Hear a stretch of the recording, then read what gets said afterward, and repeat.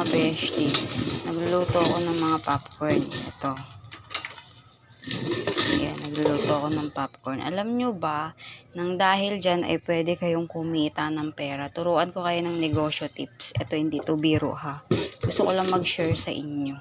Alam nyo ba, nang dahil sa popcorn na yan, tapos, yung mga jelly ko na yan ang pinaka best seller sa tindahan ko.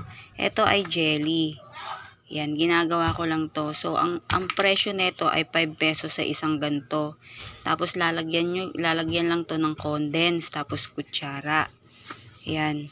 So, gumagawa ko ng mga, mga 4 na tray o 5 tray. So, nauubos yan ng mga 2 araw lang yan sa akin. Oh. Tapos, ito naman yung mga popcorn na ginawa ko. Yan. So, yan. Nagre-repack ako ng popcorn. Ito mga popcorn to. Ang halaga naman nito sa akin is 5 pesos. Kalahati ng ice bag pala. So, kalahati nito is 5 pesos lang. So, gumagawa naman ako ng ganito ng mga 2 tray.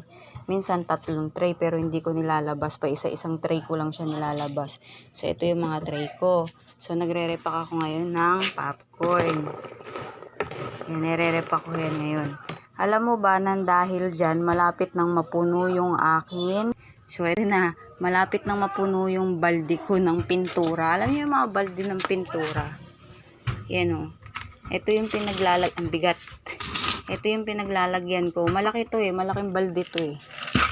So, nang dahil sa popcorn na yan, tsaka sa jelly, malapit na mapuno itong tigli. Masarap ko. Diba? Dagdag income. Kung gusto mong magnegosyo, wala kang ginagawa, kahit pa upo-upo ka lang, pwede kang kumita ng pera sa pamamagitan ng jelly tsaka ng popcorn. Kasi yan, malalaki ang mga tubo ng mga yan. Wala kang lugi sa negosyo na yan. So, mga tips lang to mga mare ha. Tingnan nyo. Malapit nang mapuno yung isang balde ko. Puro tong barya. Puro to 20 piso. Yan. Ay, may 5 na halo.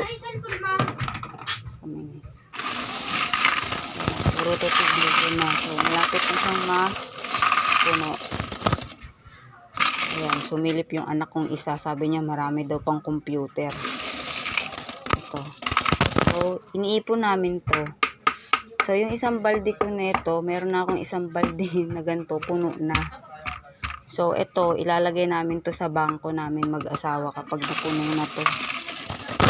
Meron din akong tigli 5, pero yung tigli 5 ko kalahati pa. Tapos, meron din kami iniipon na buong tigbe 20. Yan. Ay, may plastic, may dumi. So, ayan. No? Malapit na mapuno yan. Kalahati na to eh. Dami. Malapit na mapuno yan. Dahil sa mga yan, sa jelly na yan, tapos sa popcorn, pwede kang kumita ng pera kahit nasa bahay ka lang. Diba nga mga mare, kung gusto nyo magka-negosyo, gawin nyo na to. Go na. Dagdag kita to mga mare ko.